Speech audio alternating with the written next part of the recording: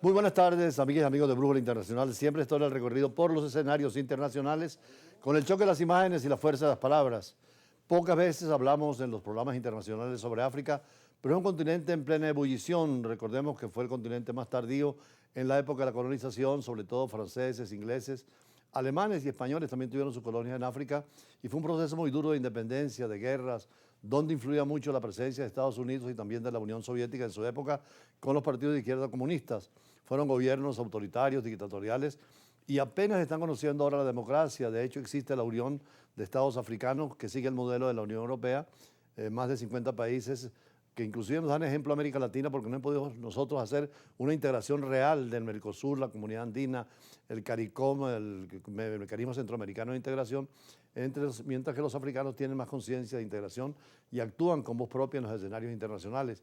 Claro, hay países muy importantes como Nigeria, país petrolero, e igualmente en el caso de Sudáfrica, una potencia subregional, pero están en procesos electorales. Hace poco tuvimos el proceso electoral precisamente en Nigeria y también lo tuvimos hace poco en Sudáfrica, donde se juega la democracia. Sin embargo, en Nigeria hay complicaciones, es un país petrolero con mucha corrupción, golpes de Estado, alternabilidad interrumpida permanentemente. Y hoy la prensa nos trae la nota de que el presidente, no solamente en Nigeria, sino también en Kenia, William Ruto, que es el presidente de Kenia, anunció la destitución de casi todo el gabinete y la celebración de consultas y elecciones anticipadas para formar un gobierno de base, una base amplia de las protestas generalizadas contra el gobierno por el costo de vida y la corrupción. Kenia es un país donde está Nairobi, que es la capital, y precisamente allí está el Centro de Naciones Unidas para el Medio Ambiente. Pero Kenia también es un país que está en proceso, ojalá que llegue un día a las grandes democracias como la de Sudáfrica o las del norte del África, que son democracias más estables, el caso de Túnez. Sin embargo, hay que trabajar en común, África, Europa, Estados Unidos, Rusia, China y América Latina, en un diálogo permanente y sobre todo con los programas de los objetivos del milenio para un desarrollo sustentable, porque hay muchas materias primas. Ahí están los pulmones del mundo, igual que en Brasil, en el África, en el Congo, son los centros de reciclaje para el oxígeno frente al anhídrido carbónico y la posibilidad inmensa de recursos y materias primas. Veamos estas noticias de Kenia, de Nairobi. Cambios en Kenia tras las protestas generalizadas contra el gobierno. El presidente William Ruto anunció el jueves la destitución de casi todo su gabinete y la celebración de consultas con diferentes formaciones políticas para formar un gobierno de amplia base. El mandatario declaró que había tomado estas medidas tras reflexionar y escuchar atentamente lo que ha dicho el pueblo de Kenia. Las manifestaciones convocadas por las redes sociales comenzaron el 18 de junio para protestar contra un aumento de los impuestos finalmente descartado, pero derivaron en un movimiento más amplio contra el gobierno. Las protestas, en su mayoría pacíficas, derivaron en algunas ocasiones en enfrentamientos que dejaron decenas de muertos. Ruto fue elegido en agosto de 2022 con la promesa de defender a los más pobres, pero ha implementado medidas de austeridad con alzas impositivas que han impactado el poder adquisitivo. El jueves dijo que un gobierno de amplia base le ayudaría a desarrollar programas radicales para hacer frente a la enorme carga de la deuda del país que alcanza un 70% del Producto Interno Bruto, así como aumentar las oportunidades de empleo, eliminar el despilfarro gubernamental y combatir la corrupción. En América Latina los procesos de independencia permitieron crear repúblicas y sistemas de gobierno presidenciales sólidos con partidos políticos. Es el caso de cualquiera de nuestras repúblicas, Brasil, o Argentina o México, mismo Venezuela, donde ha habido dictaduras, pero también ha habido gobiernos democráticos y hay una educación cívica. África todavía no tiene el manejo, a pesar de la descolonización, de lo que es la democracia. Pero como América Latina tiene también el problema del desarrollo económico y social y respetando el medio ambiente. Por eso la pobreza genera esa migración terrible en América Latina y en África sobre todo, y en el norte de África, particularmente en los países árabes africanos como Libia, Túnez o Marruecos. Sin embargo, hay voluntad de trabajar y estos golpes de Estado o situaciones inconvenientes en el tercer mundo, especialmente en África, tienen que tener referencia a la Unión Europea, que está tratando de invertir mucho más en el África negra para que no haya esa migración terrible para los europeos. Es un problema de política nacional. Pero al margen de estas situaciones ya del tercer mundo, los países desarrollados siguen reuniéndose sobre todo lo que es el occidente. Por eso está la OTAN, que cumple 75 años, y que es el Tratado del Atlántico Norte, donde está Estados Unidos fundamentalmente, pero países que están nucleares como Francia e Inglaterra, y por supuesto se oponen a Rusia y China. Y en este día los países de la OTAN reforzaron su apoyo a Ucrania con el envío de aviones F-16, baterías de defensa antiaérea y reconocimiento que está en camino irreversible para ser miembro de la alianza, porque también quieren ser parte de la alianza, donde el artículo 5 para Ucrania es extraordinario, porque el ataque a cualquier país de la OTAN se considera un ataque a todos los países de la OTAN y en ese caso pueden reaccionar en forma de guerra abierta. Sin embargo, habrá que negociar. Los rusos, Putin debe entender que esta guerra no es permanente y los mismos ucranianos aceptar la posibilidad de una negociación y un diálogo para terminar con una guerra que ha transformado la economía del mundo, sobre todo en el campo de la energía y del petróleo.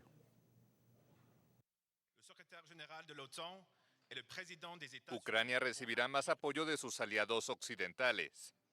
Los países de la Organización del Tratado del Atlántico Norte, OTAN, anunciaron el miércoles en Washington el envío de aviones F-16 y baterías de defensa antiaérea para permitir a Kiev hacer frente a la invasión rusa en su territorio.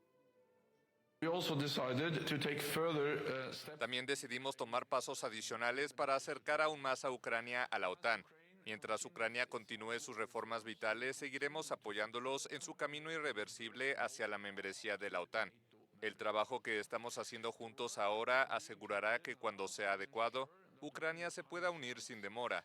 No es una cuestión de si lo hará, sino cuándo. Los líderes también decidieron que su ayuda militar a Ucrania será como mínimo de 40.000 millones de euros, unos 43.000 millones de dólares en el próximo año. Pero los aliados están preocupados por la posición de China en el conflicto.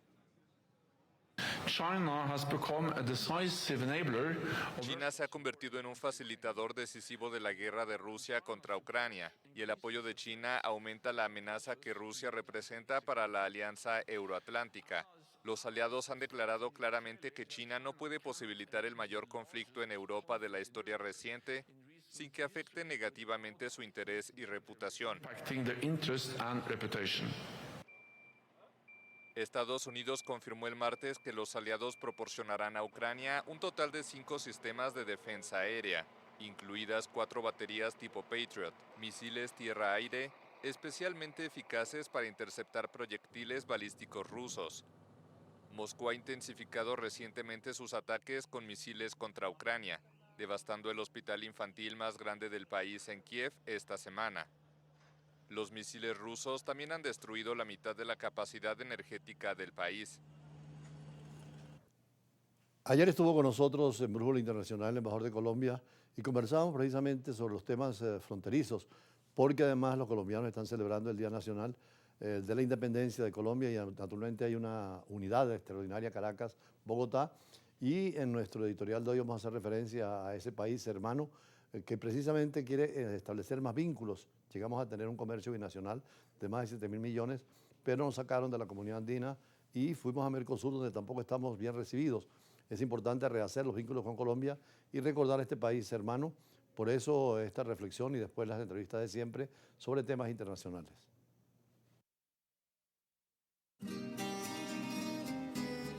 Estamos celebrando un aniversario más de la independencia de la República de Colombia. Relación permanente entre Venezuela y Colombia desde los orígenes de la época colonial con el Imperio Español y después de los procesos de independencia con la unidad absoluta de colombianos y venezolanos, Simón Bolívar y Santander. El sueño de Miranda y de Bolívar de la Gran Colombia no se pudo realizar, pero sigue vigente el sentimiento de la integración y de la unidad, como lo ratifica el señor embajador de Colombia en esta entrevista.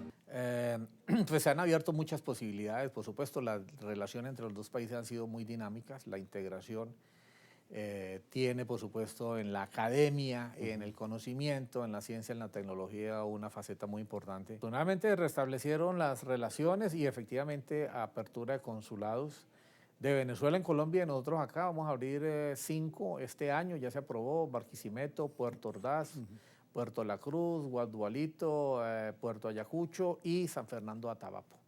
Permanentemente la unidad tiene que ser base de la integración y frente a un mundo de grandes potencias, en América Latina se presenta y debe presentarse siempre con la unidad absoluta, con la integración, como es el modelo de la Unión Europea.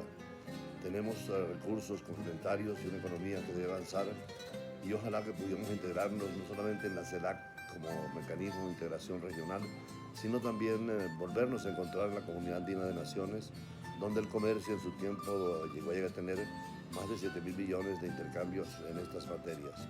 Colombia, con sus 1.380.910 kilómetros cuadrados y una población cercana a 45 millones de habitantes, es una expresión más de la pluralidad de América Latina, con un Estado social y de derecho unitario, donde la capital, Bogotá, es centro cultural, económico y político del país. El nombre oficial se estableció en 1819, cuando se creó la Gran República de Colombia. Hasta el año 1830, conocida generalmente como la Gran Colombia, que unió por iniciativa del libertador Simón Bolívar dos territorios, el virreinato de la Nueva Granada y la Real Audiencia de Quito y la Capitanía de Venezuela, actualmente territorios de Colombia, Ecuador, Panamá y Venezuela, a partir del Congreso de Angostura del 15 de febrero de 1819. Este proyecto pretendió abarcar toda Hispanoamérica, pero fracasó después del Congreso de Panamá en 1826. Con la llegada del presidente Petro al poder, se han reanudado las relaciones de diálogo y conversación con las guerrillas y los grupos armados, y Caracas ha dado oportunidad para esos encuentros, como también en Cuba y en otros lugares de América Latina. Colombia es de 1991 y allí están establecidos el plan de la República, y la Constitución condena al poder público en tres ramas: ejecutiva, legislativa y judicial, igual que otros estados latinoamericanos, donde además el compromiso ahora con la izquierda latinoamericana es de adelantar reformas sociales y de profundizar la integración entre nuestros países, especialmente con el llamado del presidente Petro a la integración de nuevo de Venezuela a la comunidad andina, y fortalecer la CELAC, la Comunidad de Estados Latinoamericanos y del Caribe.